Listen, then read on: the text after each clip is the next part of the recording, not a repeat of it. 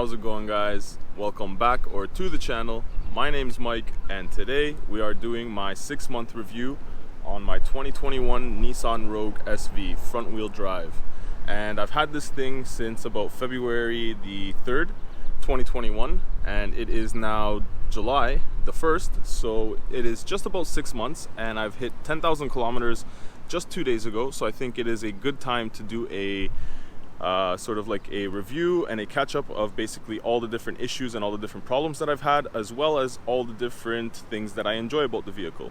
Now, this is a company vehicle given to me by my company to use as a vehicle for daily use.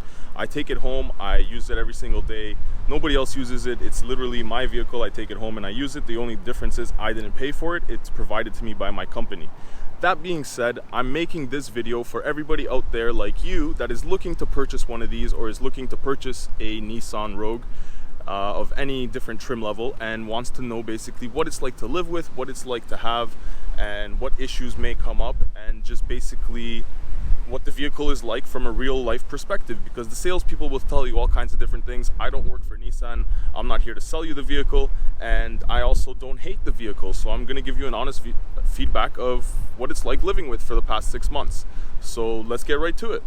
All right, so I've got a list that I've made of 10 different items that are good and 10 different items that were problems or issues or things that came up that either I didn't enjoy or I don't like about the vehicle, or just were problems. And the first thing everybody's going to want to know, I'm sure, is gas mileage. Now, I will tell you the truth, I'm not the best person to ask because I have a heavy foot, but with my heavy foot, I have the 2.5 motor. I'm pretty sure that's the only motor they offer in these, but I have the front wheel drive with the 2.5, and I'm getting 7 liters per 100 on the highway, and I am getting 9.7 liters in the city.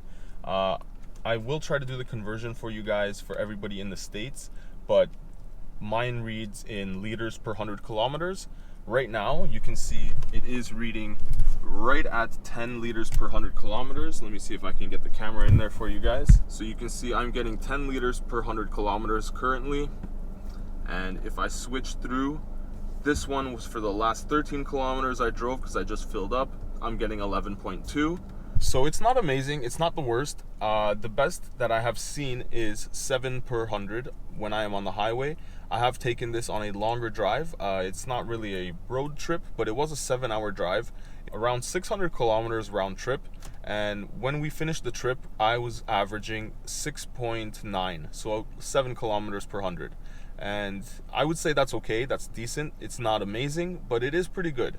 So when you're on the highway and you're cruising, I was going decently quick, you do get pretty good mileage. But if you're driving decent, like a normal person, you'll probably get even better mileage. So keep that in mind. I do have a heavy foot.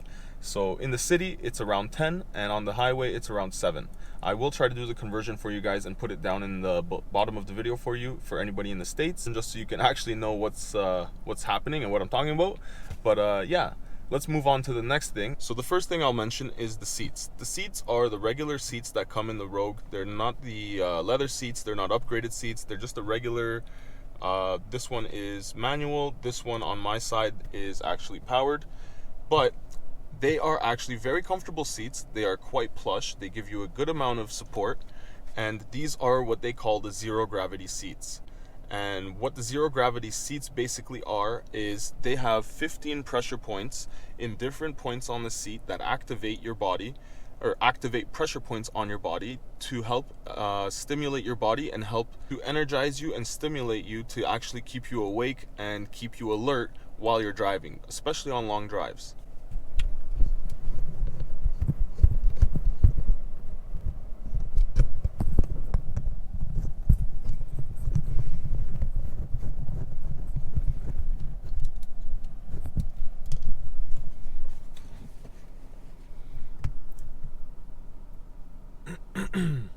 Now, when I went on my 7-hour drive, I can tell you right away, I am the number one person that is always falling asleep behind the wheel. Not actually falling asleep, but I'm always getting tired and getting to the point where I would need to pull over and go for a walk, get my blood flowing. I don't know if it's a circulation issue or what it is, but since I've bought this vehicle, or since I've got this vehicle, I should say, I haven't had that issue. I've literally maybe twice in the 6 months that I've had this had a point where I've been getting tired and just felt like I needed to go and take a walk during my drive.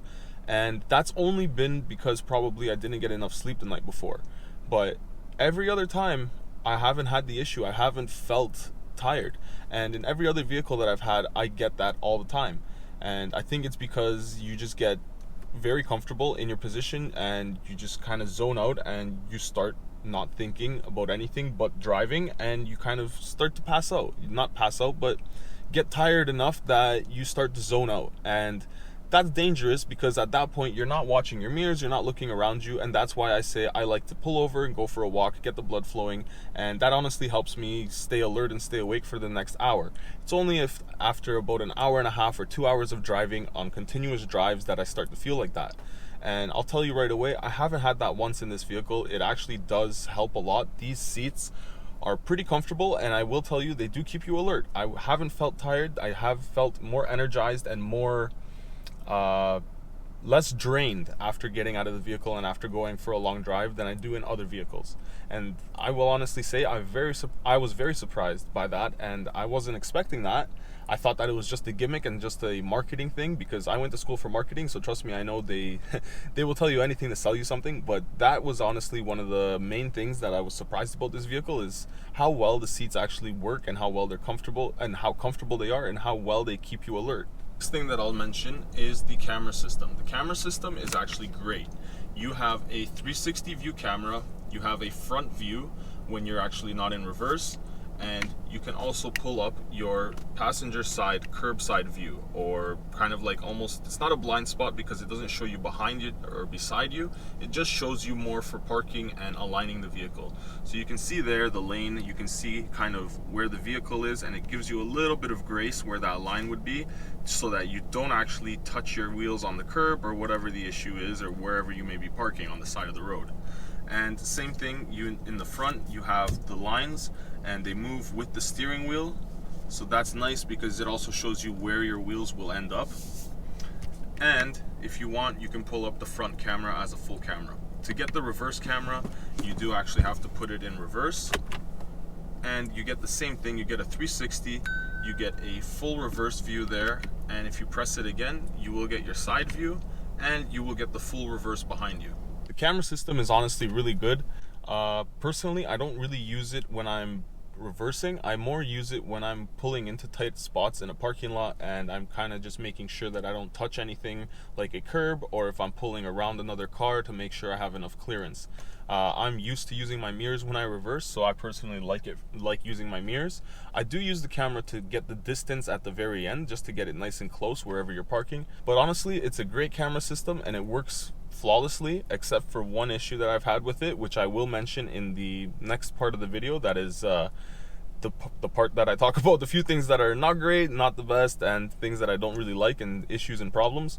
But overall, the camera system works really well, and yeah, I haven't had any issues so far, except for one thing that I will mention, but I don't think that has anything to do with the cameras itself. The next thing I'll mention is the great safety features. There is lane keep assist, there's blind spot monitoring, there's front and rear collision warnings, and honestly they all work really well, except for the lane keep assist when you're going on a side road and there is any kind of repairs in the road or any inconsistencies in the pavement and it thinks that there's a lane there when there isn't. Other than that, which you can turn that part of it off, it works great. It honestly does. It helps a lot. It gives you kind of like peace of mind to know that when you're gonna go change lanes, you can see if it checks for you. It double checks, I can say. You're still checking your shoulders obviously, but it gives you that peace of mind that it's double checking for you.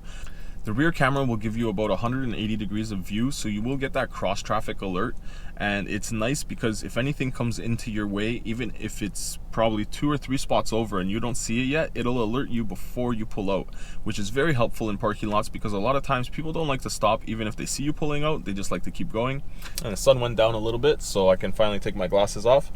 But number 4 is it has a pretty good sound system. It's actually pretty decent for what it is. I believe it is an 8-speaker sound system. Don't quote me on that. I know that there is at least 6. It might be an 8 in this standard one, but I know that when you get the upgraded version, the Platinum or the I think even if you get an SV with the all-wheel drive, you might get the option for that, and it gives you more speakers and better speakers obviously, but even the regular sound system in the base model sounds great. The next thing I will mention is there is tons of room for passengers. As you can see, I am 6'1". There is lots of leg room for myself, and with the seating position where it is for where I sit, you can see even behind me,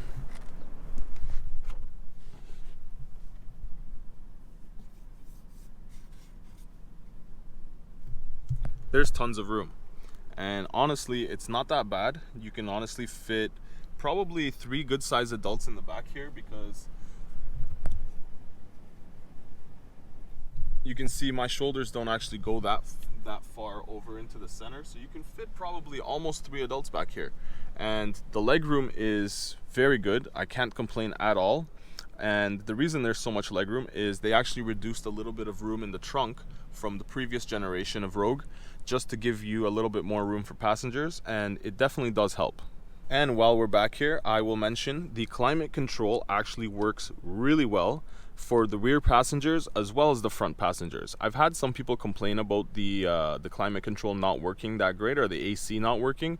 I've never had an issue. It's always blown very cold, very strong. The heat works great, and even here in the back for passengers in the back, it works awesome. There is tons of airflow. It's on low right now, and I can feel the air flowing all the way back here where I'm sitting.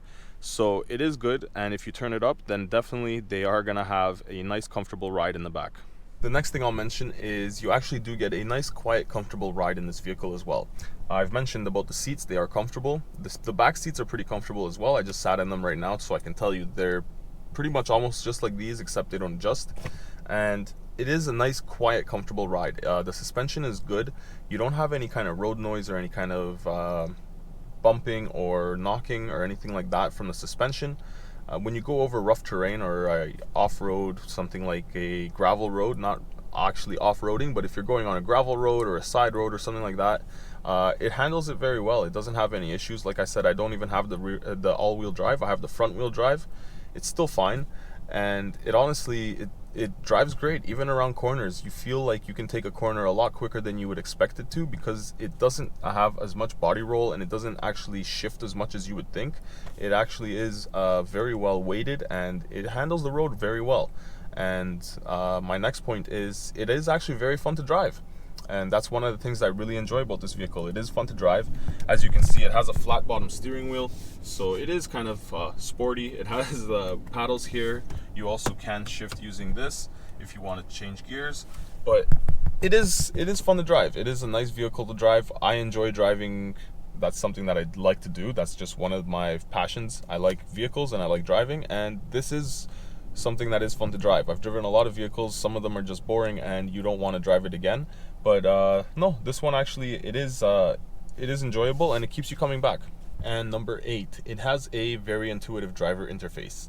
There is tons of information, tons of different assists, tons of different safety features, tons of different things that you can go through. You can sit here going through menus for days. I can make you an hour-long video just going through the menus. There's so many different things you can do. You can customize your screen here if you want. You can put all kinds of different things on the screen. You can do whatever you really want with this vehicle. There's tons of different options.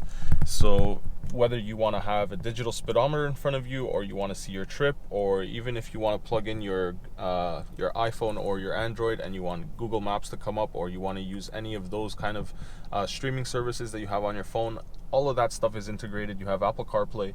It's very intuitive. It's very driver friendly. It's very technology focused. There's a lot of different things that you can do with this, and it even has a Type-C charger and a regular USB-A charger, so in the front and in the back actually. So it has all kinds of different connectivity.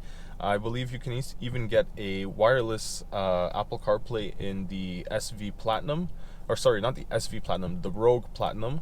And I also believe you can get it in a different trim as well, but don't quote me on that. Again, like I said, I haven't bought this vehicle, so I don't know which trims have exactly which features, but I do know that there is higher levels with a lot more features than what I have. The last thing that I'll mention is there is tons of storage in this thing. That is probably important to you if you are using this as a daily driver. You can see here underneath, In the center console, there is tons of storage. You can probably fit a small bag or some drinks or something like that, maybe mail, whatever you want. This center console is very deep. You can actually fit tons of stuff in there. I can't even reach the bottom right now, but the bottom of it is halfway down my arm. So you can see it is pretty deep. It is a good size storage. I have like a full-size water bottle in here, plus a whole bunch of other junk. So it does hold a lot of different stuff, and definitely you will not be looking for storage in this thing. Another great thing is these doors. They hold a full-size water bottle, a 1 liter, if you have a 1 liter metal water bottle or like one of those thermos water bottles, it'll hold up to a 1 liter bottle in each door in the front. And I haven't tried in the back, but I believe in the back it will only hold regular bottles. But tons of storage in here, and yeah, you're always gonna have somewhere to put your stuff. 2 cup holders in the front, 2 cup holders in the back when you pull down the center. So there is cup holders for your rear passengers, plus the doors. So trust me, you won't be looking for anywhere to put stuff, because you're gonna have tons of space in here, except for the trunk, but that is in my next section. So let's get to that right now. The 10 things that I actually don't enjoy or don't like or were issues with this 2021 Nissan Rogue. The number one thing that I will mention, and I made a video on it, is the screen stopped working at one point, and I don't know why, and I don't understand why, but apparently it's a known issue, and it's a common issue. If it does happen to you and your screen stops working, all you have to do is hold down the power button, and you keep holding it for about 10 seconds, and it should reset your screen.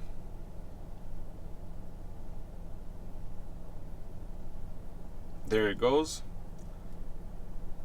And keep holding it, and you see it's coming back on now. So if you do have your screen actually go off and it doesn't want to turn back on, and you can't get it to turn back on, try that. Hold the button to reset it, and it should work. One other issue that I've had is the camera has gotten stuck on. I've used the camera when pulling into parking spots or when pulling up to people's houses, just to make sure I don't touch the curb or anything like that, and I can get nice and close. And the camera has stopped working a few times. Or sorry, it has been stuck on a few times, to the point where I can drive on the highway and it's still on. In this vehicle, it does turn off anything above 10 kilometers an hour, whether you turn it on yourself or whether it comes on for the rear view. After 10 kilometers an hour, it turns itself off. So that's probably around 6 miles per hour. So yeah, if you're on the highway, it shouldn't be on. And it was stuck on. I couldn't turn the screen to anything else. I did reset it by pressing the button and holding it down, and it reset. That's fine, but it did get stuck on 2 separate occasions. It shouldn't be getting stuck, and I just thought I'd mention it to you guys, just so that you are aware that it is a common issue in this, that there is problems with the actual screen there. And number 3 is also part of the screen. The screen is slow to respond a lot of the times.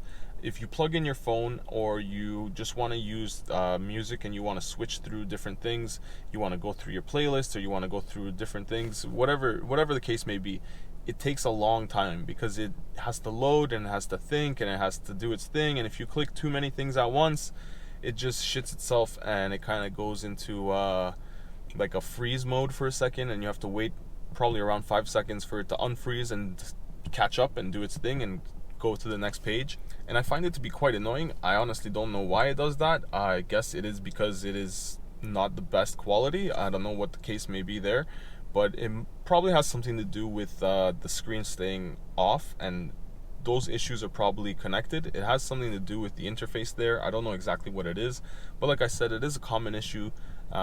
People have mentioned that they've had this issue in their Lexus, in their Toyota, in their Nissan, so it is something that happens. And yeah, hopefully it doesn't happen to you. Number 4, the wipers. The other day I was sitting and I had the wipers on full because it was raining very hard, and it moves the whole vehicle side to side when they're on max. And I've never experienced that in another vehicle. I don't know if that's normal. If you guys have experienced that, let me know. But to me, that shouldn't be happening. I've driven many different vehicles over my time. I have never seen that in my life, and I'll try to show you guys right now.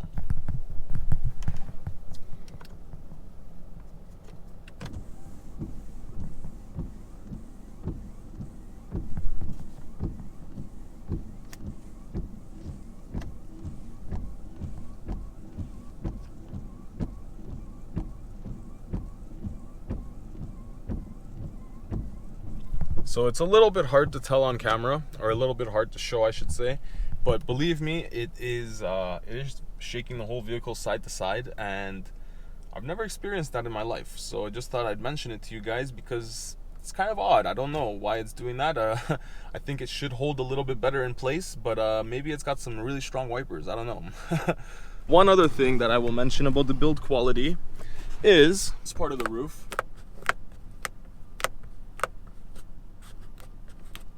Why does it make that noise? But it's at least in place. But if you look at this side, it's not in place. And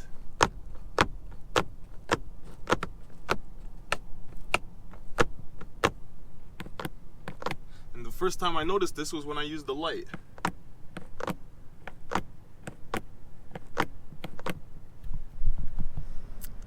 Come on, Nissan. It shouldn't be doing that. I've had a lot of vehicles in my time, and the roof should at least be glued in place properly. Like it's a ceiling, right? Like how long is this gonna last before it starts to droop? I don't know, man.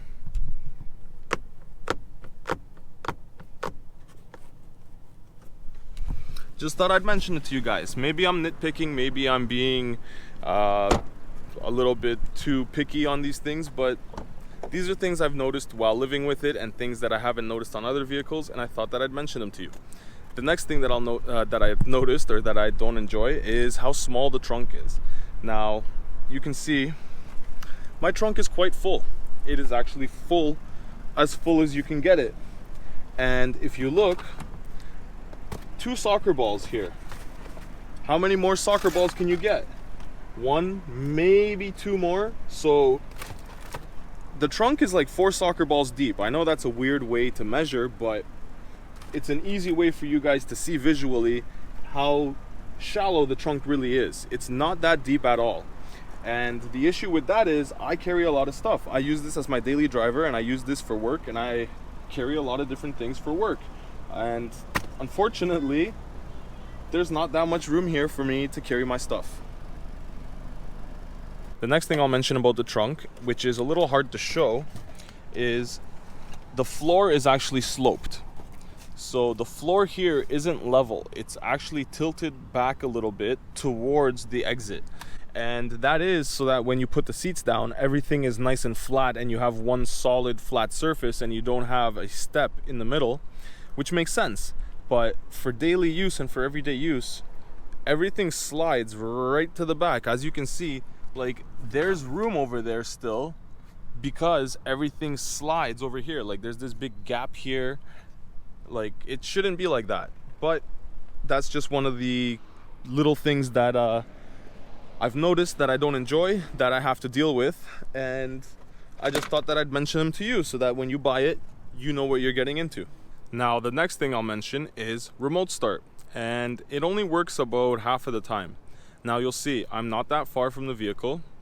I've got the key right here. We'll lock it.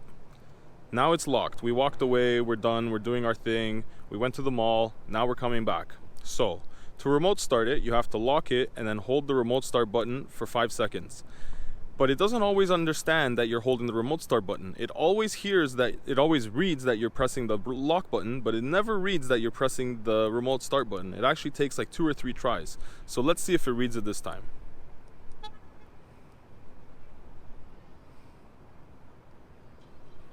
Okay, so see, today on camera it wanted to perform, but most of the time it will not read the key when it's in your pocket.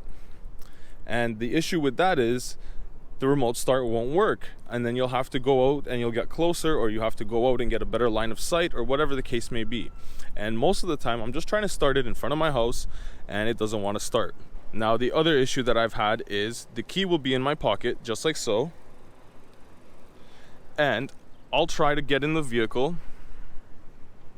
Sometimes it won't let me in because it'll think that I don't have the key on me, and then once I do get in and I go to press the button, it doesn't actually want to start. Today everything is working, and I'm not going to sit here doing it 10 times until it doesn't, but it is one thing that I've noticed, and one thing that actually doesn't always work. And A lot of people have been mentioning in the comments on my previous review videos that this is a common issue for them and this is a common thing. So definitely I just wanted to mention it to you guys that sometimes the remote start can be finicky and it doesn't always want to work. And yeah, that's just one of the things that I don't really like about this vehicle. And the last thing that I will mention that I don't really enjoy about this vehicle is the Nissan Connect app. It doesn't always work. It doesn't show you your mileage properly. It doesn't always want to start the vehicle. It doesn't always shoot the maps to your actual maps like it should. It doesn't do everything it should as it should. And I'll tell you the truth, I haven't opened it in the past 2 months. So that tells you right there how useful it is. I honestly would use it more often if it worked. But a lot of the times it just gives me issues and it doesn't want to connect, and it takes quite a long time to start it through the app, probably around 30 seconds to a minute, because it has to send the signal to the server and then the server has to send a signal to the vehicle. It just takes a little bit of time and it doesn't actually always end up working out in your favor, because sometimes you'll sit there for a minute, it'll try to start it and it'll tell you unsuccessful, you haven't started. And what's the point of having the app if it doesn't always work, right? Like if you're sitting there and it works 30% of the time, just like the key works 50% of the time, I think there's a little bit of bugs there that they need to work out that still aren't really totally ironed out, because those are little things that work on a lot of different other vehicles and it should be pretty simple to get it to work. But I guess for whatever reason, there's some kind of connectivity issue or something, some interference that's causing the vehicle to not always get the signal.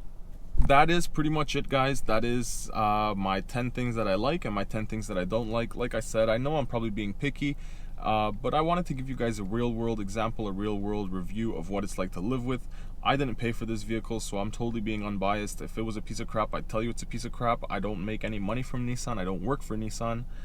This is just a vehicle provided to me by my company so that I can use it for work and for my daily use. And personally, would I recommend this vehicle? Yes, I would recommend it. It is a pretty good vehicle. Overall, it's a great vehicle.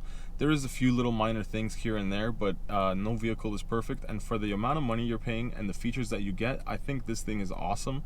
And it has a lot of room for passengers. It's comfortable to drive. It's good on long trips. It's got all the tech you would need. And honestly, it is a great little vehicle. If I had to choose a vehicle in the future, I would look at these differently. I wouldn't just kind of put them to the side. These are kind of decent vehicles and they're actually really great to drive and they're enjoyable to drive. And I was surprised by this thing a lot. I didn't think I would like it as much as I do, but I really do. And hopefully this video helps you guys in your journey on your purchase of your new vehicle. And if you have any questions or you want to know anything that I haven't mentioned or anything that just comes to mind that you guys want to know, definitely drop me a line in the comments section. I'm happy to help you guys out, happy to answer your questions. And I will be doing more new vehicle reviews in the future. I am planning to go and get my hands on a few new vehicles, some SUVs, some cars, just to give you guys a more real world review of what those vehicles are like. And they will probably be more along the lines of this Rogue, something more economical, something more affordable, something that the everyday person drives, just regular everyday vehicles. So if there's any vehicles that you guys want to see, that you guys have in mind that you want to check out, or if you want to see a review on from me or from a real world example, just let me know and definitely I'll go out there and I'll try to get my hands on one, because I'm happy to make these videos for you guys and hopefully they are useful to you in your journey on your purchase. So overall, I would give this thing an 8 out of 10 as an everyday daily driver. Hopefully this video helps you guys, and thank you guys for sticking around. Thank you guys for watching. If you guys are new around here, please jump down there, hit that subscribe button, hit that like button if you guys enjoyed this video. It really helps me out, and let me know what you guys enjoyed and let me know what you guys want to see in future videos and future reviews. And hopefully I will see you guys in the next video. So until then guys, drive safe out there. Peace.